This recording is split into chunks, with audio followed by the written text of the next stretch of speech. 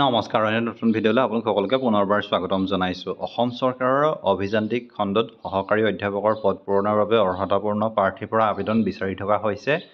ইয়াত যদি চাওঁ তেন্তে মুঠ পদৰ সংখ্যা যদি চাওঁ তেন্তে 54টা আছে, য'ত চিভিল ইঞ্জিনিয়াৰিঙৰ কাৰণে 24টা, মেকানিকেল ইঞ্জিনিয়াৰিঙৰ কাৰণে 15টা, ইলেক্ট্ৰিকেলৰ 5টা, কেমিকেলৰ 6টা, ইনষ্ট্ৰুমেণ্টেশ্যনৰ 3টা আৰু কম্পিউটাৰ এপ্লিকেশ্যনৰ কাৰণে 1টা পদ আছে।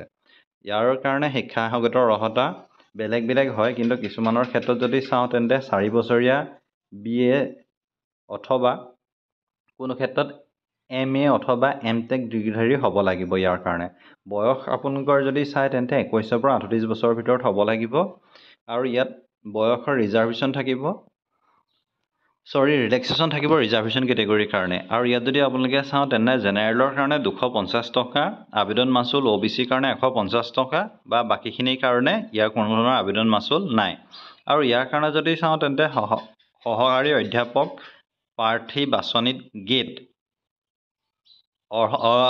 প্ৰাৰ্থীয়ে অগ্ৰাধিকাৰটো পাব।